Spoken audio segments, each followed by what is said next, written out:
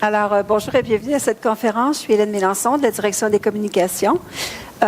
Aujourd'hui, avec nous, pour parler de travail et vie personnelle, tout d'abord, Marcel Bernier, psychologue au Centre d'aide aux étudiants ici à l'Université Laval. À votre gauche, Martine Huot, fondatrice du réseau Famille d'aujourd'hui, conférencière et blogueuse. Et Mme Marianne Roberge, conseillère en conciliation, présidente de Coeva. Alors, tout d'abord, je demanderai à chacun d'entre vous, peut-être commencer avec M. Poulain, j'y vais en ordre alphabétique, de parler un petit peu de ce que vous faites ici à l'université et votre... Alors, je m'appelle Marcel Bernier, je suis psychologue ici au... Vous appelez Poulain, je suis désolée. Ah, ça va, je suis désolée, la première fois, Marcel Bernier. Oui, là, je suis psychologue ici au Centre d'aide aux étudiants, donc membre de la PAPUL. Je suis psychologue au Centre d'aide aux étudiants depuis une vingtaine d'années. Je pratique aussi en bureau privé un soir par semaine. Je suis père de 4 jeunes enfants. Et au centre d'aide, c'est des services aux étudiants. Je fais surtout un travail de psychologie clinique auprès des étudiants des 3 cycles. Puis, à part de ça, on monte des projets. Là, on fait de l'aide à la réussite universitaire ainsi que de l'aide pour les problèmes personnels pour les étudiants, là, que ce soit des problèmes d'anxiété, dépression. Donc, on fait un travail clinique. Des ateliers, de la psychothérapie, des rencontres, des documents pour les aider. Voilà. Merci beaucoup. Madame Huot? Fondatrice du réseau Famille d'aujourd'hui, maintenant retraitée de Réseau Famille d'aujourd'hui. J'ai un autre métier aujourd'hui, mais ma grande passion a toujours été la conciliation travail-famille. J'ai été une mère monoparentale par choix avec 4 enfants. Donc, j'ai appris tout ça un peu sur le tas. Il n'y a pas d'école pour être parent, mais en même temps, c'est probablement le plus grand défi, c'est d'être capable de concilier la vie professionnelle, la vie personnelle et la vie familiale. Alors, pendant 23 ans, j'ai fait des conférences, écrit des livres, géré un site Internet. Puis maintenant, je me consacre à mes grands adolescents et mes jeunes étudiants à l'université à temps plein. Alors, bonjour tout le monde. Mon nom est Marianne Roberge. Donc, je suis présidente conseillère conciliation travail-famille chez Coeva, mon entreprise que j'ai fondée en 2010. Donc, moi, à l'origine, j'ai été directrice des ressources humaines avant de fonder mon entreprise. Coeva s'est spécialisée en conciliation travail-famille. Donc, moi, je fais de l'intervention autant en milieu de travail pour accompagner les employeurs à mettre en place des mesures de conciliation travail-famille. Donc, ce qu'on fait, c'est qu'on s'assoit vraiment avec les employés et la direction ou les ressources humaines pour voir à implanter les nouvelles mesures, valoriser les mesures qui sont déjà en place. Et il y a aussi tout un volet de conférences, formations, ateliers, autant pour aider l'employé, la famille, mais aussi les gestionnaires, les employeurs, tout le volet sensibilisation finalement à l'importance de mettre en place des mesures. Je fais aussi l'accompagnement à la norme conciliation travail-famille qui est méconnue. C'est comme une norme ISO finalement pour valoriser là, les bonnes pratiques au niveau de la conciliation travail-famille. Donc, pour faire un peu le résumé, là, comme on parle d'enfants, j'ai aussi 2 filles là, de 11 et maintenant 16 ans. Merci beaucoup. Merci. Alors, pour ceux qui s'interrogent, il y en a peut-être dans la salle qui se disent « Moi, je n'ai pas d'enfant, est-ce que j'ai d'affaires ici? » Oui, tout à fait. Parce qu'on parle de travail, vie professionnelle, vie personnelle, et la vie personnelle ne rime pas nécessairement avec vie familiale. Ça peut être une autre vie. Donc, s'il y en a qui n'ont pas d'enfants puis qui disent, moi, ou que les enfants sont plus à la maison, est-ce que j'ai encore à part ici? Oui, tout à fait. Parce que des fois, on aborde le terme vie familiale, mais aussi, on aborde aussi le terme vie personnelle. Sur ce, je voudrais juste donner une définition parce qu'on peut se demander exactement c'est quoi l'harmonisation travail-vie personnelle. C'est extrait, la définition que je vous donne, de la chaire en gestion de la santé et de la sécurité du travail qui est ici à la Faculté des sciences de l'administration. Et on définit comme suit l'activité par laquelle les personnes en emploi tentent d'assumer adéquatement leurs responsabilités professionnelles et personnelles. Cette activité est nécessaire dans un contexte où les exigences liées au travail et à la vie personnelle des personnes en emploi tendent à s'opposer et à les empêcher de répondre efficacement à leurs obligations professionnelles et personnelles. C'est d'ailleurs un site que je vous incite à aller voir. C'est très intéressant ce qu'il dit sur ce site de la chaire en gestion de la santé et de la sécurité du travail. Par la suite, donc, la conciliation travail et vie personnelle est devenue un enjeu d'importance dans notre société, d'où la conférence d'aujourd'hui. La frontière entre le travail et la vie personnelle s'estompe de plus en plus et cette tendance ne va que s'amplifier à mesure que la technologie occupe une place croissante dans nos vies, comme parlait un peu Éric tout à l'heure avec les téléphones maintenant qu'on traîne un peu partout avec nous. Selon Statistique Canada, c'est un extrait qu'on a pris, que Valérie a sorti du magazine L'Actualité de novembre 2017. Selon Statistique Canada, au cours des 8 dernières années, la proportion des Canadiens qui se disent satisfaits ou très satisfaits de la conciliation entre leur emploi et leur vie personnelle a chuté. On pourrait croire que ça s'est amélioré parce qu'il y a des conditions d'emploi qui s'améliorent. Non, ça a chuté de 10 points, passant de 78 à 68 %. Il s'agit bien ici de la vie, et c'est marqué texto dans le document, là, de la vie personnelle des gens. Donc, on parle de vie personnelle et non pas juste de la vie familiale, donc l'ensemble des travailleurs. Alors, ma première question, parce que c'est pas moi qui fais la conférence, ce sont nos 3 panélistes aujourd'hui. Selon vous, et je vous laisse répondre selon celui qui voudra prendre la parole en premier, en quoi la conciliation travail et vie personnelle représente un enjeu majeur dans notre société? Comme élément de réponse, c'est parce que c'est fortement relié à la productivité, d'une part, la santé de la société économique et sur tous les plans. Puis aussi, c'est un enjeu important pour la santé mentale quand il y a des problèmes de conciliation travail-vie personnelle. Alors, la santé d'un employé peut être affectée et occasionner d'autres problèmes, des coûts pour l'ensemble du système. Je peux peut-être ajouter, c'est que ça touche la vie familiale, mais parce que ça touche tous les aspects de la vie familiale. Souvent, on pense que c'est les parents qui sont touchés, mais les enfants aussi. Ça va les affecter aussi dans leur développement, dans leurs résultats scolaires. Mais tout le monde est impliqué au niveau de l'entreprise, aussi l'employeur, au niveau de l'attraction, la fidélisation de ses employés, le climat de travail. Ça touche tous les aspects de la société, là, au niveau du gouvernement aussi. Le gouvernement doit prendre sa position, doit instaurer un cadre d'action aussi pour amener l'évolution au niveau des lois pour que les employeurs aussi puissent évoluer aussi dans tout ça. Puis la communauté doit être capable d'évoluer au niveau des valeurs aussi. Quand j'ai fondé mon entreprise, le nom de l'entreprise était choisi en fonction quand on parle de Coeva, là, ça a été choisi en fonction des pays scandinaves, là, qui est un peu un modèle. Donc, les valeurs de la société sont en lien aussi avec ça, là. Donc, c'est tout l'ensemble de la société, sur tous les volets qui sont affectés quand ça va pas bien au niveau de la conciliation travail-famille. Donc, c'est pas seulement un des acteurs, mais c'est tous les acteurs qui doivent se sentir concernés, là, je pense. Merci. Madame Huot? Bien, pour ma part, je trouve qu'on sous-estime, en tant que société, on sous-estime certains facteurs qui, pour la conciliation travail-famille, ont toujours été des atouts ou des outils, puis qui aujourd'hui se transforment un petit peu en ennemis. Par exemple, les technologies. Donc, autant dans les années 60-70, l'arrivée des nouvelles technologies était un outil fantastique pour les parents, surtout les femmes qui retournaient sur le marché du travail. On peut penser à l'arrivée du micro-ondes, on peut penser à des mesures mises en place comme les centres de la petite enfance, des choses comme ça, où ça nous a aidé énormément.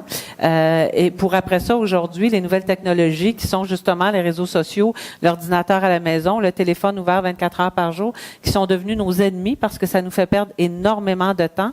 On pense à presque 2 heures par jour qu'un adulte peut passer sur les réseaux sociaux, autre que pour des besoins professionnels ou familiaux. Donc, c'est énorme. Sur 7 jours, c'est 14 heures. 14 heures, c'est une belle journée de congé pour aller au spa ou faire quelque chose, mais malheureusement, on va la perdre pendant la semaine. Donc, ça, c'est très important d'essayer de se pencher, en tout cas, sur cette problématique-là. Mais on semble, au contraire, essayer de la bonifier. Vous disiez tantôt, les employeurs donnent des ordinateurs aux employés, tout ça, pour qu'ils soient plus efficaces, mais en même temps, ça devient un peu une arme à 2 tranchants. Merci beaucoup. Très intéressant de savoir que 14 heures par semaine sont sur les médias sociaux, autres que pour le travail. C'est énorme. À votre avis, quelles seraient les personnes les plus touchées? Les hommes, les femmes, les enfants? Je serais portée à dire les enfants. Les enfants? Oui. Les enfants ou les parents, par exemple. En fait, la famille immédiate, surtout. Pour une personne qui va être très occupée ou qui va avoir de la difficulté à bien gérer son temps, parce que la conciliation travail-famille, en bout de ligne, pour l'individu, c'est vraiment une question de gestion de temps, d'organisation. Puis pour une personne qui est désorganisée, pas nécessairement par choix, c'est certain que l'entourage immédiat va être le dommage collatéral, selon moi. Moi, quand je pense à la personne qui pourrait être la plus touchée ou affectée par ces problèmes-là, j'imagine facilement un parent monoparental qui travaille dans un milieu de travail qui offre peu d'ouverture en conciliation. Le jour d'une tempête. Je pense qu'il y a un aspect aussi, souvent, quand on parle conciliation travail-famille, moi, j'entre chez un employeur, on me dit « Ah, moi, j'ai pas de jeune famille chez moi, donc ça me concerne pas. » Souvent, ce qu'on oublie, c'est que, bien, premièrement, il y a toute la gestion des proches aidants aussi, là, ce qui est une réalité qui est de plus en plus de fait là, chez nous. Puis, donc, il ne faut pas oublier. Puis, dans le fond, tout le monde a une famille, peu importe notre réalité. Puis, ce que je dis aux gens, c'est si présentement ça va bien, on ne sait pas demain ce qui peut nous arriver. Puis, l'autre chose, c'est que si ça va bien pour toi, peut-être que pour ton collègue, ça va moins bien. Puis, si ça peut bien aller pour l'ensemble des collègues dans l'entreprise, donc ça va être un plus pour tout l'équilibre, dans le fond, dans l'organisation. Donc, c'est important que, là, on parle d'entreprise, là, parce que moi, je vis beaucoup là, dans l'implantation de projets là, en milieu de travail, mais dans le fond, ce qui est important de comprendre, c'est que la réalité soit une problématique au niveau de la jeune famille, de l'étudiant qui travaille, qui pense avoir sa famille ou qui est aux études tout en travaillant. Que c'est une aide pour un enfant qui a une problématique particulière ou du parent qui aide son enfant tout en aidant son parent. Tout le monde a sa réalité, finalement. La fameuse génération sandwich. Exactement, c'est ça. Merci. À quoi ressemblent les défis travail, vie personnelle? Peut-être, Mme Roberge, vous pourriez commencer sur la question. Pouvez-vous nous partager quelques exemples concrets de défis que les gens ont rencontrés là-dessus? En fait, des défis, il y en a plusieurs. Je pense que celui de la mère monoparentale. Ou le père. Ou le père, exactement, c'en est un. Celui de la personne, justement, qui est proche aidante, qui n'a pas de flexibilité au niveau de son employeur. Ça amène beaucoup de stress, là. Je pense aux gens qui doivent aller rejoindre le parent le soir, après tous les soirs, après le travail, ou qui doivent s'absenter pour des rendez-vous. Ça peut être complexe. En milieu de travail, après dominance masculine, c'est difficile. Ça, c'est une autre réalité là, pour les hommes aussi, là, d'avoir à parler de cette réalité-là, le père qui veut s'impliquer auprès de sa famille. C'est pas toujours facile. Donc, ça, c'est une autre réalité. Donc, ça peut être quelques exemples, là, mais en fait, tout le manque de flexibilité puis d'ouverture que l'employeur peut avoir, qui peut faire en sorte que, dans le fond, la personne peut avoir de la difficulté à s'absenter quand elle a un besoin, une urgence, d'être près de sa famille ou près de la personne qu'elle a besoin de voir en cas de nécessité. Là. Tout ça, ça peut causer un stress. Là, donc, ça peut être des exemples. Là. Merci. Est-ce que vous voudriez compléter? Ben moi, je dirais sur le côté peut-être plus humain que pratique au niveau de l'employeur. Il faut faire attention en tant que travailleur de ne pas tomber, et de parents ou de proches aidants, de ne pas tomber dans le piège de la culpabilité. Et ça, c'est un ennemi de la conciliation travail-vie personnelle.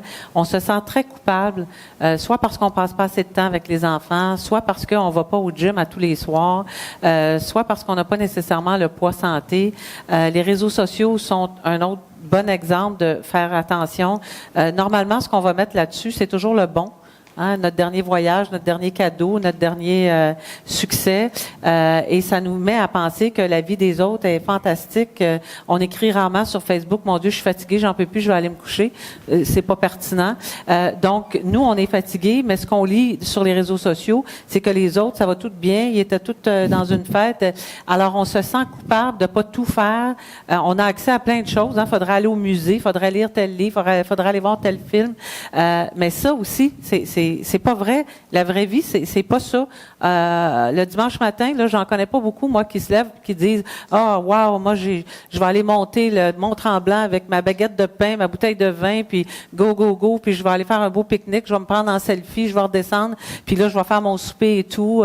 Non, dimanche matin, tu sais, on se demande si on va s'habiller ou pas s'habiller, on va-tu prendre notre douche, on va-tu brosser les dents, on peut-tu rien faire, mais on se sent tout coupable parce que l'autre fait pas ça, puis l'autre est parti en camping, donc il y a un gros défi là de ne pas se laisser prendre par la culpabilité, puis c'est humain, on est tous là, il faut se tenir vraiment loin de ça. Oui, j'appuie parce que la culpabilité, c'est corrosif, c'est pas efficace.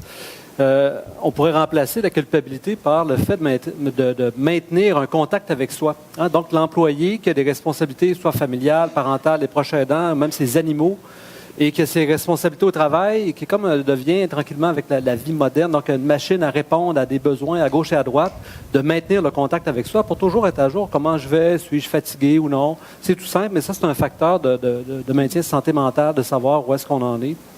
Il y a des éléments parallèles qui influencent beaucoup, je trouve. C'est par exemple dans le milieu de travail, si tu es dans un milieu, tu es le seul qui a des enfants, les autres n'en ont pas, tu as besoin d'accommodements spécifiques. Tes enfants ont la gastro à la garderie, tu dois t'absenter, mais il y a une réunion importante d'équipe, qu'est-ce qui se passe? Donc, est-ce que ça va être ouvert ou non? Donc, le type de milieu de travail, si tu es le seul, donc est-ce que c'est un milieu homogène ou hétérogène? Et la même chose, le milieu familial, si on a de l'aide des proches, des grands-parents, des beaux-parents, de la famille, pour, quand on a des besoins au travail, de s'adapter. Donc, c'est un peu dans le sens que c'est pas toujours au travail à s'adapter à notre vie personnelle, mais donc notre réseau personnel peut s'adapter aussi à nos besoins, c'est bilatéral tout ça, mais donc d'avoir de l'aide dans sa vie personnelle aussi pour les besoins qu'on a, que ce soit au travail ou dans la famille. Pourriez-vous aller un petit peu plus loin avec le contact avec soi? Si vous aviez comme 2-3 trucs à donner, quel est le meilleur moment dans une journée pour prendre contact avec soi? Qu'est-ce qu'on peut se dire comme pour... Oui, tous les moments sont bons. Ça peut être une discipline installée parce que c'est pas nécessairement quelque chose d'attirant là, de prendre le temps de respirer. Il y a beaucoup de gens, c'est à la mode, qui font de la méditation, de la pleine conscience. Alors ça, c'est très bien, vraiment, pour la santé mentale. Ça peut être des exercices informels, c'est-à-dire à des moments précis, lors des repas, au réveil, ou 2 ou 3 fois par jour, avec des exercices de respiration comme la cohérence cardiaque. Ou encore, ça peut être à des moments informels, c'est-à-dire, je me déplace en auto ou en transport en commun vers mon lieu de travail, et puis au lieu d'aller dans les réseaux sociaux ou d'écouter la radio poubelle, je ferme tout ça, puis je vais juste être réceptif à comment je me sens, comment ça va. Donc, c'est de façon informelle, en faisant la vaisselle, en faisant une tâche.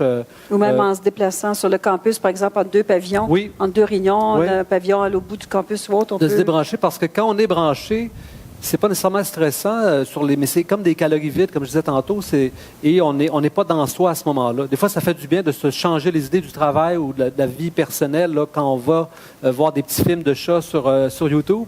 Mais à d'autres moments, bref, quand on fait ça, on ne sait pas toujours comment on se sent, comment ça va. Alors, de temps en temps, y aller, être réceptif à ça, à son état physique ou mental. Ouais. Intéressant. Donc, à retenir dans vos prochains déplacements sur le campus, n'est-ce pas? Autrefois, l'employeur dictait ses politiques à l'égard du milieu de travail et les appliquait universellement à tous, sans distinction. Donc, tout le monde était traité de la même façon. Nos jours, les employés demandent une souplesse accrue de la part de leur employeur et sont le moteur d'une transformation culturelle. Qu'est-ce qui fait une différence au niveau organisationnel et qu'est-ce que les employeurs peuvent faire pour réduire les conflits travail-vie personnelle ou les défis travail-vie personnelle? J'ai un exemple. Dans le milieu où je travaille, notre directrice a installé des rencontres annuelles avec chaque employé. On fait le bilan, comment ça va, comment tu te situes, est-ce que tu es satisfait, est-ce que ça va bien. Et puis ça permet vraiment de faire le point là, sur la satisfaction, le bien-être au travail, tout ça. Alors ça, c'est concret, mais une rencontre annuelle, ça prend pas beaucoup de temps, puis ça peut être rentable. Donc, il permet à chacun de pouvoir exprimer comment il vit sa conciliation, comment lui a besoin, selon son temps de vie aussi. Des fois, si on est un proche aidant, qu'est-ce que j'ai besoin, de quoi j'ai besoin, oui. De part et d'autre. Il y a une réalité dans le milieu du travail présentement. C'est un grand virage là, qu'on est en train de vivre. Je ne sais pas si vous êtes en accord avec ça, mais on dit d'ici 10 à 15 ans, c'est l'employé, c'est le candidat qui va dicter à l'employeur les conditions de travail, qui va vouloir. Et ça, c'est dû en grande partie avec la pénurie de main-d'œuvre qu'on va vivre, avec les baby boomers et tout ça. Alors, si les employeurs ne s'ajustent pas, il va y avoir tout un choc, là, parce que quand tu donnes une entrevue et puis que c'est l'employé qui te pose des questions, on n'est définitivement pas habitué à ça, puis on ne sait pas comment non plus y faire face. Mais en même temps, il y a quelque chose de bénéfique. Parce que c'est démontré déjà que pendant des décennies, ça a toujours été le salaire, les conditions de travail, les conditions personnelles, et maintenant, ça a complètement balancé avec les conditions personnelles, le salaire et les conditions de travail. Donc ça, je pense qu'on peut applaudir parce que c'est un beau, c'est une belle avancée en termes de conciliation travail et vie personnelle. Par contre, il faut jamais perdre de vue qu'un travailleur a une obligation envers son employeur, mais il y a quand même une belle évolution. Puis ça, par défaut, ben ça amène l'employé à divulguer ses besoins ou de dire qu'est-ce que lui, s'il revendique dès le départ à son entrevue, qu'est-ce qu'il a besoin comme condition, bien automatiquement, que ce soit pour un enfant qui a des besoins particuliers ou un proche aidant, bien ça va faire partie de la discussion de départ. Donc, ça doit éviter beaucoup de frustration au fur et à mesure là, que l'employé va évoluer dans cette entreprise-là. Bien, c'est un fait, puis c'est déjà comme ça depuis quelque temps. Puis il y a des employeurs qui sont assez déstabilisés de cette réalité-là, en fait. Là. Mais oui, puis c'est pour ça aussi qu'on voit de plus en plus, si vous regardez sur les affichages d'offres d'emploi, les employeurs s'affichent comme étant pro-conciliation travail-famille. Commencent, d'ailleurs, si vous voyez sur, par exemple, pour ne pas nommer Jobilico, il y a un petit icône conciliation travail-famille maintenant. Donc, pour pas faire de publicité, mais en fait, c'est un très bon exemple. Là. Donc, les employeurs affichent leurs conditions de travail de cette façon-là. Donc, c'est certain que les candidats, maintenant, sont plus du tout gênés d'en parler. Là. Donc, c'est très positif. Mais comme vous dites, il y a un rendement aussi, mais la nouvelle génération demande et est prêt à offrir aussi, est prêt à donner, à s'investir. Donc, c'est du donnant-donnant. C'est comme ça que ça fonctionne beaucoup. Puis, ce que j'aimais dans ce que vous dites aussi, le fait de dire on a des rencontres et tout ça, c'est que c'est bien que l'employeur soit à l'écoute des besoins. Quand on met en place une politique de conciliation travail-famille, des mesures dans le milieu de travail, il ne faut pas essayer de deviner ce que l'employé a besoin, mais il faut vraiment être à l'écoute des besoins de l'employé. Oui, elle ne peut pas décider pour moi ce que j'ai besoin. Non, c'est ça. C'est pour ça que c'est important de faire un sondage, de mettre en place un comité, d'avoir des employés autour de la table pour aller valider leurs besoins. Parce que si on décide on va mettre en place les congés, la flexibilité d'horaire, on va instaurer un service de garde, par exemple, une garderie. On ne sait pas ce que les employés ont besoin. Puis souvent, quand on fait un sondage, on est surpris des demandes. Les employeurs, souvent, sont craintifs de faire un projet conciliation travail-famille parce qu'ils ont peur de la gestion des attentes. Puis la première nouvelle qu'on se rend compte, c'est que, premièrement, les employés sont souvent satisfaits et reconnaissants des mesures qui sont déjà en place, comprennent le contexte de travail, puis les mesures qu'ils vont demander, c'est des mesures souvent qui sont réalistes, puis les besoins ne sont pas nécessairement très incommensurables. C'est des choses qui sont possibles de mettre en place. Puis, quand on les implique, c'est encore plus facile de mettre en place les mesures puis de rendre ça concret. Donc, c'est toujours plus facile de concrétiser tout ça puis que ça soit simple après de réaliser. Puis, il faut que ce soit formel aussi. Tout à fait. À l'université, on a quand même, j'inviterais peut-être Éric, je m'excuse, je te prends comme ça par hasard, mais à parler peut-être aux gens ici, parce qu'il y a peut-être des nouveaux employés, des gens qui ne sont pas au courant des mesures travail, conciliation, vie personnelle qu'on a ici à l'université. On a quand même plusieurs beaux programmes. Éric, tu as juste une petite minute. Oui. Oui, tout à fait. En fait, on est chanceux à l'université. On ne part pas de rien, bien qu'il reste beaucoup de chemin à parcourir du côté conciliation, travail, vie personnelle, mais quand même, notre programme nous permet d'acheter 5, 10 ou 15 jours de vacances, de congés supplémentaires qui peuvent être utilisés tout au long de l'année, en contrepartie d'une réduction salariale qui est correspondante. On peut aussi faire une compression de notre horaire ou faire, par exemple, un horaire de 32 heures par semaine. Donc, il y a plusieurs possibilités de ce côté-là pour permettre aux gens un peu de faciliter la charge qu'amène la conciliation travail-vie personnelle.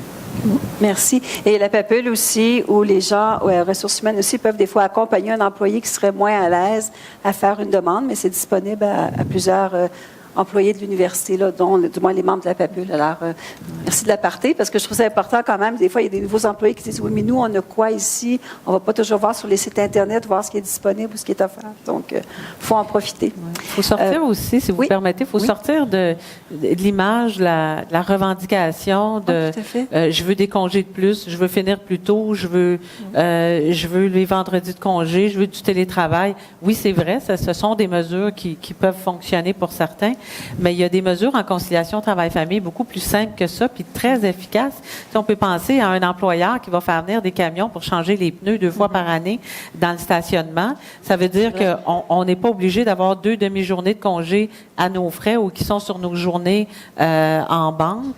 Ça peut être des employés qui vont dire, ben tu vas pouvoir t'entraîner, on va faire un petit gym ici, donc ça t'évite d'être obligé de perdre 1 heure, 1 heure et demie. L'épicerie qui vient être livrée dans ta voiture. Il y a plein, la buanderie qui vient là. Il y a des centaines de petites mesures, mais qui font en sorte que l'employé, au bout d'une semaine, a sauvé 5, 6, 7 heures qui va y appartenir en quelque part dans sa grille de 168 heures. Et ça, les employeurs commencent à comprendre ça et les employés aussi. Donc, on n'est plus dans la confrontation employeur-employé que l'employeur dit, ben c'est ça, faut que j'y en donne encore, ça va me coûter cher. Puis l'employé qui arrivait un peu en guerre dès le départ, on est plus dans un mode solution, discussion, communication. Et c'est les employeurs et les entreprises qui vont vers ça qui ont de très beaux succès. D'ailleurs, Mme Huot, vous avez écrit un livre il y a quelques années, je n'ai pas regardé l'année malheureusement, mais 2000 quoi? Quelle année vous l'avez écrit? 2000? Ça fait 4-5 ans certains. 4-5 ans? Si pas plus. Dépôt légal, 2014, voilà. Alors, maximiser les 168 heures de votre semaine. Donc, c'est Mme Huot qui a écrit ce livre-là. Alors, peut-être qu'il y a des petits trucs, justement, qui peuvent aider certaines personnes, des fois, à mieux maximiser leur temps ou à mieux gérer le temps entre le travail et la vie personnelle. Il y a des exemplaires qui vont être laissés ici, si vous voulez le consulter. Sinon, c'est disponible sur Internet. Il est disponible sur Internet, mais c'est des copies pour la bibliothèque là, de l'université. Donc, si vous voulez le consulter, elles seront là. Merci.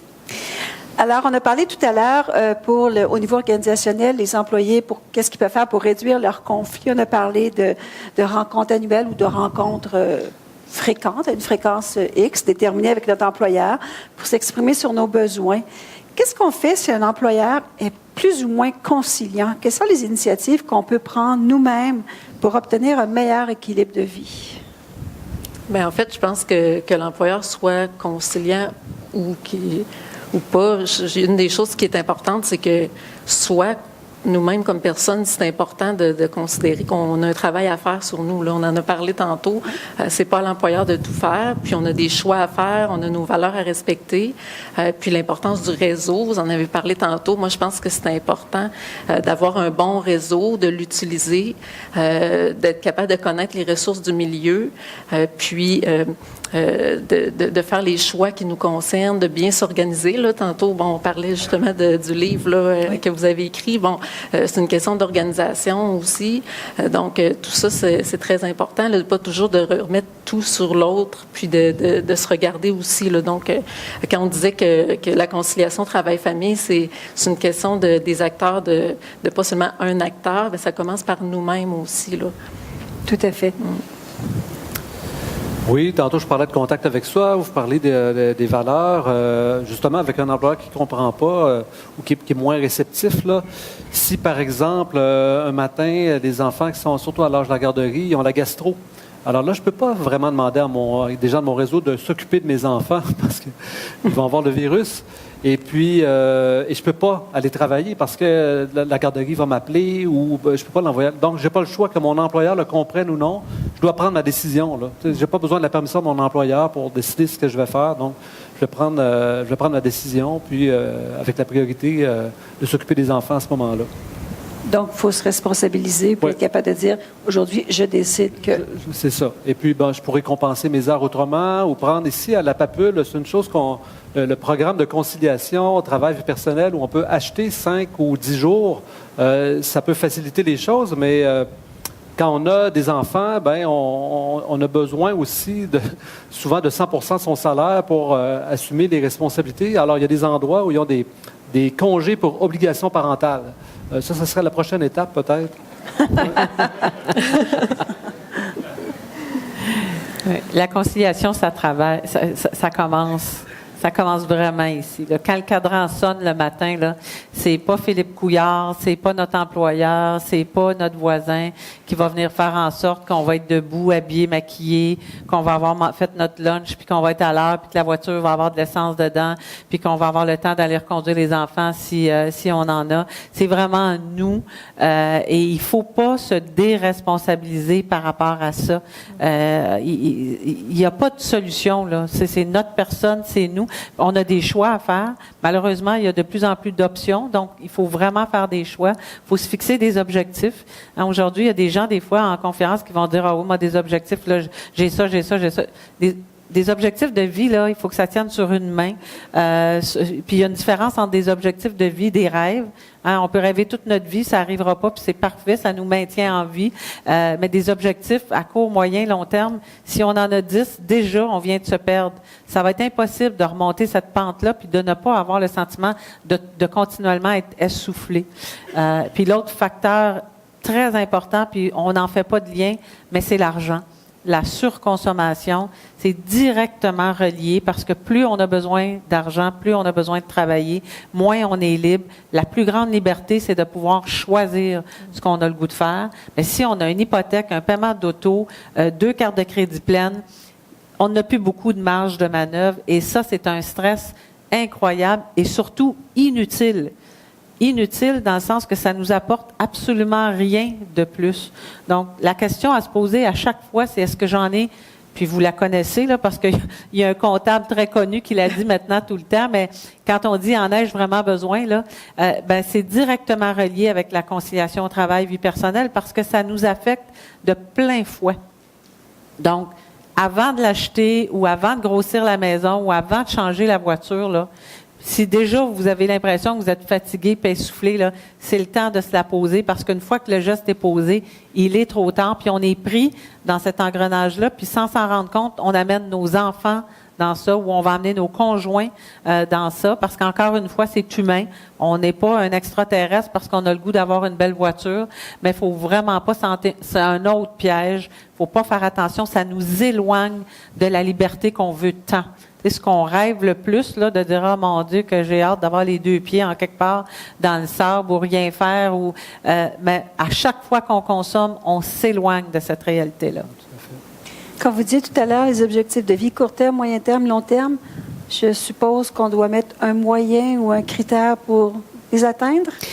Ben, il y a des différences. Tu sais, un objectif à court terme, là, je veux arrêter de fumer, je veux perdre quelques kilos, je veux aller voir ma mère plus souvent parce qu'elle est loin, peut être en résidence. Ça, c'est des objectifs à court terme qui sont assez faciles à réaliser.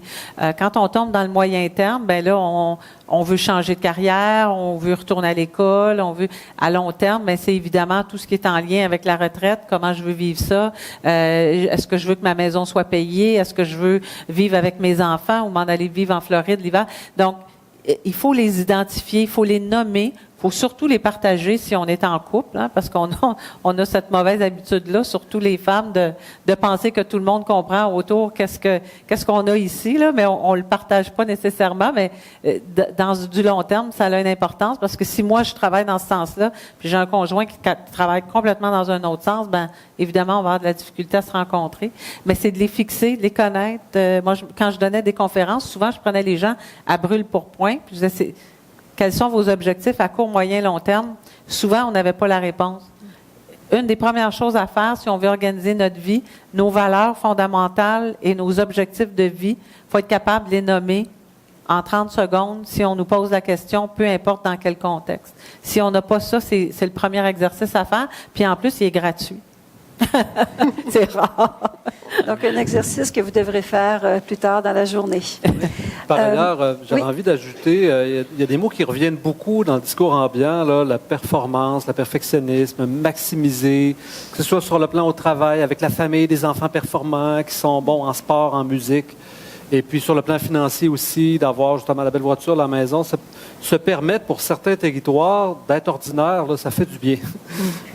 De se permettre de ne pas être performant ou de ne pas être le champion, d'un peu d'espace, là, ça enlève la pression beaucoup. Donc de moins se mesurer, ouais, de se mesurer par rapport à soi-même. Oui, par Plus rapport à que soi-même. par rapport à... Se comparer, voisin, se mesurer, se comparer. vouloir se dépasser. C'est un sentiment extraordinaire d'être juste ordinaire. Pour certaines choses, oui. Oui. Essayez-le, vous allez voir, c'est extraordinaire. On parle de stress. Santé Canada estime à 12 milliards de dollars par année les pertes directes et indirectes liées au stress des travailleurs. Est-ce que vous pouvez nous parler de répercussions physiques, psychologiques, comportementales qui peuvent survenir chez les personnes qui sont aux prises avec des problèmes importants de conciliation? Est-ce qu'il y en a que vous avez décelés dans vos rencontres avec les gens? Moi, je pourrais en parler surtout pour les enfants, là, parce que ça a été ma spécialité. Là. Les enfants vont s'approprier un sentiment de culpabilité ou un sentiment de grand stress. Ils vont se l'approprier, mais malheureusement, ils n'ont pas le discernement, ils n'ont pas la capacité intellectuelle pour être capables de l'évacuer. Si nous, on est très stressé, on est capable de se dire, oh, attends une minute, là, OK, on se calme le pompon, puis on respire par le nez. Un enfant n'est pas capable de faire ça. Alors, il va se le prendre, mais il va vivre le stress, mais sans être capable de l'évacuer. Alors, ça, c'est extrêmement néfaste. Il faut faire attention à ça. Et l'enfant va se culpabiliser lui-même. Par exemple, dans nos mots, on fait pas attention, mais on va dire, je suis fatigué aujourd'hui, mais il faut que j'aille travailler. Il faut que je te paye ton éducation. Il faut que je paye tes appareils orthodontiques. Et là, l'enfant va penser qu'il est le problème, qu'il est la source de votre fatigue, de votre stress, de votre peine, de votre désarroi. Alors, il faut faire bien attention dans nos gestes, dans nos paroles. Là. Mais le stress, on le connaît. On pourrait faire une conférence juste là-dessus. Ça en est aussi un ennemi. Mais il faut faire attention à comment on va le transposer. L'épuisement professionnel, j'en vois aussi beaucoup chez des étudiants qui sont épuisés. Alors, c'est je pense que c'est la première cause d'absentéisme au travail, là, plus que les autres maladies, c'est l'épuisement. Donc, c'est un exemple fréquent commun, presque banal maintenant, mais si on s'y penche en détail, là, à la base, ce serait quelque chose qui ne serait pas vraiment supposé arriver, quand on fait attention à soi, quand il y a de la conciliation, quand on a une vie équilibrée, tout ça. Donc, c'est un échec. Un épuisement, c'est qu'on a poussé ses limites. Hein. C'est un exemple. Si à tous les jours, à midi, je prends mon dîner, là, si je ne le prends pas, je vais avoir faim. À 1 heure, je vais avoir faim, mais rendu à 14 heures, je vais avoir mal à la tête. L'épuisement, c'est un peu la même chose. Au début, la personne sent ses signes de fatigue, mais si elle ne les écoute pas, ça va s'aggraver puis prendre la forme de problèmes de mémoire, insomnie, difficulté d'arriver à ces objectifs-là, à réussir comme d'habitude. Alors, la personne, elle met les bouchées doubles, c'est un cercle vicieux jusqu'à ce que ça craque puis qu'elle prenne un épuisement. Et puis, un épuisement de plusieurs mois. Puis, une personne qui est en arrêt de travail, souvent, on rend des antidépresseurs qui peuvent avoir des effets secondaires. Ça peut aider, mais il y a un coût à ça aussi. Et des fois, même après 6 mois à 12 mois d'arrêt de travail, c'est un défi de reprendre le travail parce que c'est comme une nouvelle réadaptation. Et puis, c'est rare que les personnes sont prêtes à 100% à retourner au travail. Donc, un jour ou l'autre, il faut comme briser la glace puis reprendre le travail. Là. Alors, ça, c'est beaucoup de gestion. Moi, ce que je peux peut-être ajouter, c'est plus par les témoignages aussi que je vois là, dans les conférences ou les ateliers, les gens qui témoignent dans les assistances, mais qui viennent après rencontrer pour raconter des situations, soit qu'ils vivent, soit par des situations familiales qui sont difficiles, du stress là, qu'ils peuvent vivre, ou de l'anticipation. J'anime des ateliers, là, des groupes là, de proches aidantes là, mensuellement là, depuis 3 ans maintenant. Puis souvent, là, c'est des situations soit de pas savoir là, comment vivre, comment gérer les situations. C'est des situations de gros stress puis d'anxiété, là, soit parce que l'employeur n'est pas conciliant, soit parce que, justement, on anticipe là, l'entrée en résidence, la maladie qui fluctue, ou dans des conférences, là, des situations familiales qui sont tendues, ou même parfois, quand on parlait de génération sandwich, là, parfois c'est des gens qui sont plus jeunes puis qui se disent, ben moi je vis pas ça encore. Puis là j'entends ça puis je me dis comment je vais faire pour gérer. Donc on n'est même pas encore dans la situation puis là on est stressé de savoir comment. Donc c'est quand même inquiétant de voir qu'on vient voir la conférencière pour se confier. Là. Faut être à un niveau quand même là, pour avoir besoin de venir en discuter par après. Là, puis Puis ça arrive à tous les fois. Là. Il y a des gens qui viennent en parler puis qui ont besoin d'échanger puis de discuter. Donc ça, pour moi, c'est un signe aussi que les gens ont besoin d'avoir un réseau plus élargi, d'en discuter aux amis, familles, d'aller chercher des ressources, parce que les gens n'utilisent pas assez, ils savent pas vers qui aller en dehors là, quand ils vivent des situations difficiles. Là. Tout à fait. C'est vrai que des fois, ou même auprès de certaines personnes qui sont près de nous, on ne veut pas en parler. Pas déranger. Des fois, aller voir une autre personne qui ne nous connaît pas, à ce moment-là, puis avec des mots-clés, des fois, que vous pouvez dire dans les conférences, ça vient des fois juste susciter une interaction ou un questionnement. Oui. Tu dis, moi, je suis où là-dedans? Ce qui nous permet des fois d'aller pousser plus loin. Encore là, à l'université, il y a différents programmes d'aide aux employés, des psychologues qui sont présents. Bon, pour les étudiants, il y a bien sûr le centre d'aide. Il y a des gens présents pour aider quand on veut, des fois, élucider une question. Puis des fois, ça peut faire toute la différence dans une journée entre qu'est-ce que je peux faire, moi, pour régler une problématique ou du moins ouvrir un sujet. Monsieur Bernier. Peut-être juste dire, c'est que souvent les gens disent, moi, je ne veux pas en discuter avec mes proches parce que chacun a ses problèmes puis ils ont d'autres choses à faire que de m'entendre parler de ma situation, mais c'est faux. Vos proches sont là pour vous écouter, puis vous le savez parce que si vos proches ont des situations problématiques, vous êtes là pour les écouter. Donc, c'est la même chose. Là. On veut entendre parler de nos amis, les gens qu'on aime, on est là pour les aider. Donc, eux autres aussi, ils sont là pour vous. Donc, il ne faut pas penser que les gens ne sont pas là pour vous écouter quand vous avez besoin. Là. Tout à fait. Monsieur Bernier, vous aviez mentionné tout à l'heure dans les signes alarmants. Vous avez précédé ma question, oui. Mais c'était correct. On a parlé de signes alarmants à reconnaître qu'on a des répercussions soit physiques, psychologiques et comportementales parce qu'on a des problèmes, on a des situations difficiles. Vous avez mentionné les problèmes des mémoires, l'insomnie. Est-ce que vous en voyez d'autres? Oui. L'irritabilité. L'irritabilité. Les changements dans l'appétit. Une difficulté à trouver satisfaction à ce qu'on aime d'habitude. En fait, c'est plutôt plus ou moins, de près ou de loin, les symptômes de la dépression, mais qui peuvent être moins intenses ou irréguliers. Mais quand ça se présente, d'habitude, j'aime faire telle activité, là, j'ai moins envie, puis quand je la fais, j'en tire moins de plaisir, moins de satisfaction. La personne a tendance à s'isoler, à être irritable, donc de l'insomnie ou de l'hypersomnie, mais c'est plus rare. Ça, c'est des symptômes que ça ne va pas, surtout quand ça s'installe. Là, une journée ou l'autre, ça va, mais de façon plus régulière. Le rendement diminue. Quand on doit demander de l'aide, est-ce que c'est du parti du moment ou est-ce que, par exemple, je fais de l'insomnie pendant quelques nuits, je devrais aller tout de suite consulter? À partir de quand, comme individu, on doit se dire ça va pas? Gradé, là, par exemple, on peut parler à des amis ou des proches qui vont nous dire, oui, aussi, j'ai remarqué ceci, cela, t'es moins patient, tout ça. Mais les amis ne font pas d'intervention ni de diagnostic. Hein? Alors, après ça, on peut en parler à un médecin ou à son psychologue en consultant. Je pense que c'est mieux d'aller inutilement voir un médecin ou un psychologue que d'y aller trop tard. Donc, d'aller trop tôt que trop tard, c'est préférable. Et puis, mais quand c'est une combinaison de symptômes là, qui reste là, de l'insomnie un soir ou deux, non. Mais par exemple, 2 à 3 soirs par semaine, nuit par semaine, pendant quelques semaines consécutives, ce sont déjà des indices. Puis des fois, justement, avant de tomber dans un arrêt de travail sur plusieurs mois, puis des antidépresseurs, on peut prévenir un peu, aller voir son patron. Les gens...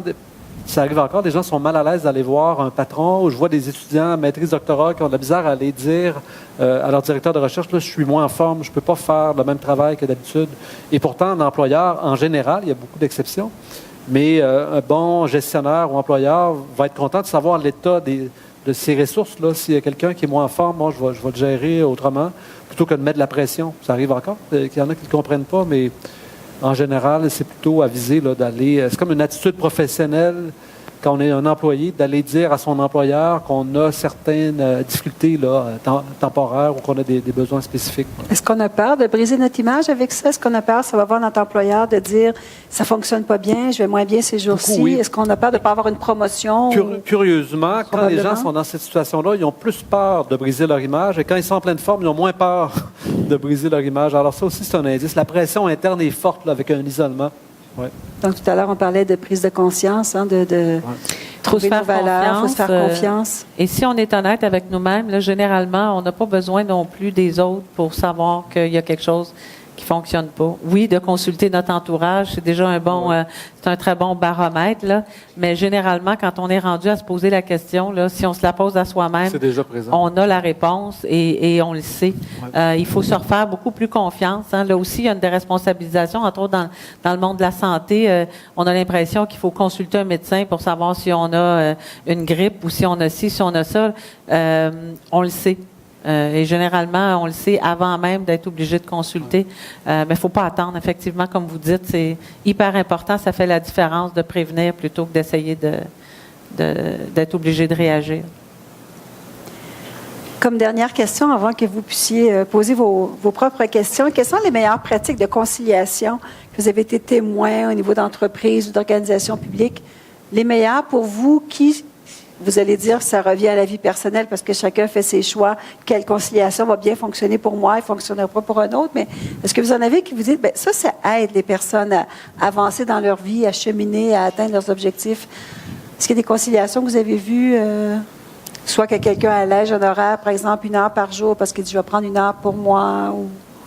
Bien, c'est sûr que selon les sondages, tout ce qui sort, puis ce qui est le plus demandé, c'est la flexibilité d'horaire. Parce que, dans le fond, ce que les gens veulent, c'est être disponible pour être près des gens qui ont un besoin dans la famille lorsque c'est nécessaire. Donc, la flexibilité d'horaire, l'accès à des congés, idéalement payés. Puis, si les congés sont fractionnables, ça, c'est encore mieux parce que quand on a une journée de congé puis qu'on doit s'absenter pour un rendez-vous, par exemple, pour 1 heure ou 2, puis qu'on doit prendre la journée au complet, là, on se trouve à perdre un peu la journée. Donc, si on peut la fractionner en demi-journée ou en heure, ça, c'est l'idéal. La flexibilité des horaires, pour vous parler peut-être d'un projet là, où ça a été fait, parce que moi, j'ai travaillé beaucoup dans tous les milieux, là, dans tous les secteurs d'activité, mais beaucoup dans le manufacturier. Mais j'ai fait de l'implantation, là, même du côté usine. Je pense à une carte d'horaire flexible qui a été faite dans le secteur manufacturier, côté usine, où les gens là, ont maintenant 10 choix d'horaire qu'ils peuvent prendre là, à leur choix. Ça a été fait, là, discuté en comité avec les employés. Donc, les gens ont été mis à contribution à savoir qu'est-ce que ça peut impliquer, le fait d'arriver plus tôt, plus tard. Donc, pour être certain que ça ne nuise pas là, au travail. Donc, la flexibilité d'horaire, là, ça peut se faire à différents niveaux, là, au niveau de la mise en place de cette structure-là. C'est sûr que le télétravail, on en a parlé tantôt, c'est quelque chose qui peut être très efficace. Il faut impliquer les gestionnaires, il faut les former. Tantôt, on n'en a pas parlé, mais pour que ça fonctionne bien, la conciliation travail-famille, il faut que les gestionnaires soient formés, soient impliqués dans le processus pour les sensibiliser, les aider à comprendre l'importance d'eux. Puis eux aussi, d'ailleurs, hein, ils ont une conciliation travail-famille, donc il faut les prendre en considération dans ça. Peut-être parce que je pourrais en nommer plein de mesures, là, mais peut-être parler parce on l'a abordé tantôt, le PAE, impliquant la famille, oui. C'est important. Souvent, c'est présent au milieu de travail, mais c'est méconnu, c'est peu utilisé. Donc, le faire comprendre pour que les gens l'utilisent. C'est le PAE, programme d'aide aux employés, là, qui est disponible oui. Ici à l'université. Là. Oui. Oui. Sans compter les assurances qui permettent, en plus du PAE ou du PAP, d'aller consulter quelqu'un de son choix au privé puis d'être remboursé à 80% avec les assurances. Tout à fait. Moi, je vais me faire encore une fois l'avocat du diable, à défaut de me répéter, mais tout est vrai, mais ça demeure que si on met ça dans le contexte d'une semaine, par exemple, les 40 heures de travail ou les 35 heures de travail, ça reste encore 20 à 25 % de notre temps à nous. Alors oui, le travail, c'est important, mais il faut faire attention parce qu'avant tout, il y a 3 éléments. C'est l'organisation, puis encore plus d'organisation personnelle. Et là-dedans, on a l'aspect travail qui devient un outil. Notre employeur qui est conciliant est un outil de plus, c'est un levier. Mais avant tout, là, c'est ici et c'est l'organisation. Moi, je reviens à l'outil. Le meilleur encore, c'est le fameux calendrier sur le frigo avec les grosses cases. on se vide le cerveau, on écrit, c'est archaïque, mais en même temps, si on est dans une famille, c'est bien beau de l'avoir dans le téléphone, là, mais nos enfants n'ont pas notre téléphone, notre conjoint non plus. C'est visuel, c'est facile, c'est rassurant. Ça reste encore une des méthodes les plus efficaces pour partager l'information, la faire circuler, mais surtout nous, l'avoir. C'est des petits moyens comme ça, facile, mais ça fait toute la différence avec arriver à la fin de la semaine puis d'être épuisé ou pas. Hein, le temps, c'est comme de l'argent. C'est avec nos parents nous disaient toujours ça. Là, c'est avec des sous qu'on fait des piastres, c'est avec des piastres qu'on fait des 100 piastres. Ben, c'est avec des secondes qu'on fait des minutes, c'est avec des minutes qu'on fait des heures. Et ce qu'on veut arriver à faire en tant que travailleur puis individu, c'est à la fin de la semaine d'avoir été capable d'avoir un bloc de 4, 5, 6, 7 heures qui nous appartient, qui appartient pas à mon employeur, ni à mes enfants, ni à personne, qui m'appartient à moi pour faire ce qui me met un sourire dans le visage. Est-ce que c'est d'aller au cinéma? Est-ce que c'est d'aller monter une montagne? Est-ce que c'est de rester couché puis de mettre la couverte par-dessus la tête pendant 7 heures? Peu importe ce que c'est à nous, ça nous appartient. Mais si on arrive à épargner ces petites minutes-là dans la semaine, et c'est possible, c'est extraordinaire. Donc, il faut arriver à ça absolument. Puis ça fait partie d'un exercice. Au début, c'est un petit peu difficile, mais une fois qu'on le fait puis qu'on l'a intégré, c'est comme d'autres choses, comme apprendre à faire du vélo, à conduire. Ça se fait tout seul, puis on n'a plus besoin d'y penser. Et c'est là pour le restant de notre vie. Puis ça peut être donné aussi, c'est une méthode à donner aux enfants très jeunes parce que c'est un outil essentiel. Oui. Pour moi, justement, dans l'organisation, un facteur important, c'est de maintenir autant que possible un certain cloisonnement. Là, on parle de conciliation travail-vie personnelle, mais un cloisonnement, justement, entre le travail et la vie personnelle. Alors, quand je suis au travail, je suis disponible au travail, j'ai pas mon esprit divisé, justement, j'ai pas un portable où là, je vais chatter avec des amis ou ma blonde sur les enfants. Je suis au travail à 100%. Et puis, quand je suis à la maison, ben là, je suis disponible à ce qui se passe à la maison. Ce qui fait que quand je suis à la maison, je me repose du travail, puis au travail, je me repose de la maison. Je suis toujours en train de me reposer d'une manière ou d'une autre. Et puis, donc, l'autre élément, ben, ça reste de la souplesse, là. Donc, il y a les programmes, il y a des choses mises en place, mais de la souplesse avec un employeur. Quand tu demandes à ton employeur ou ton gestionnaire, je ne peux pas rentrer aujourd'hui, j'ai un enfant qui est malade ou j'ai un besoin, et puis qui dit, oui, pas de problème, prends bien soin de ta fille, ça aide, on part l'esprit en paix plutôt que quelqu'un qui reste silencieux et qui dit, d'accord. Alors, ça aide à avoir une compréhension qui va à ce degré-là. Oui. Mais justement, dans ces zones grises-là, parce que vous parliez de donner son 100% dans la vie professionnelle, donner son 100% dans la vie personnelle ou dans une activité qu'on veut faire, mais justement, dans le cas où est-ce qu'on a des enfants qui sont malades ou dans le cas d'un proche aidant, on tombe dans cette zone grise-là d'une journée. Puis des fois, ça peut arriver pas mal plus souvent qu'on le veut, à se dire, je donne mon 100% où? Est-ce qu'au lieu de passer 7 heures à mon travail, ou à peu près comme on est supposé faire, je vais passer 3 heures finalement à la maison, mais là, il faut que je prenne un autre 4 heures. Ouais. Donc là, on tombe un peu dans la désorganisation. Ça vient des fois difficile pour un individu d'avoir à balancer. Puis ça peut arriver des fois qu'un proche aidant ou un enfant, ça ne dure pas une journée, ça peut durer 2, 3 jours. On sait qu'une maladie, des fois, on connaît le début, mais on ne connaît pas toujours la fin. Il faut reculer, je pense, juste un petit peu. C'est quoi le 100%? Notre barre est beaucoup trop haute. C'est quoi un 100%? Est-ce qu'on s'est déjà posé la question que si je suis maquillée, je vais être meilleure au travail? Pas en tout.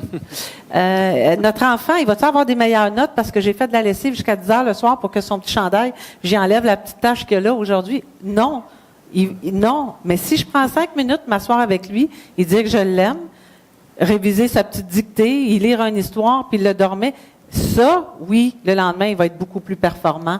Si moi, je me couche 1 heure plus de bonne heure au lieu de laver ma toilette parce que ma voisine va venir chez nous demain, là, ben, cette heure-là, là, elle fait toute la différence demain au bureau. Ouais. Alors, c'est quoi le 100%?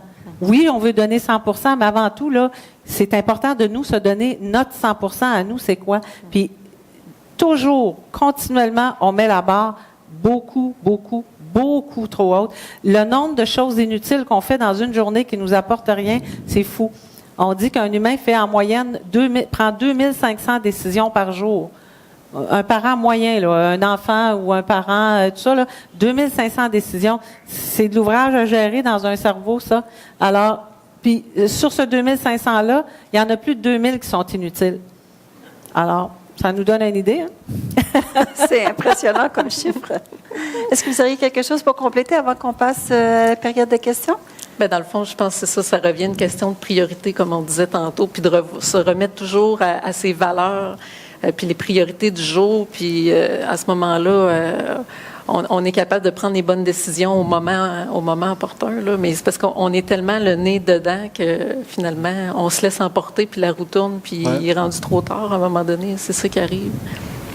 Et je retiens aussi que si on communique bien, par exemple, à notre employeur ou à notre gestionnaire, pourquoi je ne peux pas être présent? Donc, je ne peux pas être présent parce que j'ai un enfant malade, je ne peux pas être présent parce que j'ai un proche aidant à m'occuper. Je pense que ça peut faciliter justement la discussion dans une rencontre qu'on peut avoir avec lui, comme vous disiez, au niveau annuel ou mensuel ou peu importe, bon, selon le cadre qu'on se fixe avec notre employeur, mais d'avoir des fois une discussion sur qu'est-ce qui sont nos priorités à nous comme personnes. Puis des fois, une priorité peut l'être au mois d'avril, mais au mois de septembre, peut-être que tout ça va être réglé. Des fois, on a des situations un peu plus crunch, si on prend un terme anglais.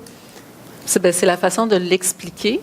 Puis, quand on parlait de culpabilité, c'est la façon de savoir dire non aussi. Puis, de savoir si on a besoin d'expliquer le non aussi. Si on l'explique ou si on ne l'explique pas. Puis, notre raison à nous aussi de dire non là, à un certain moment. Là. Merci. Il y a 2 micros dans la salle. Est-ce qu'il y en a qui auraient des questions pour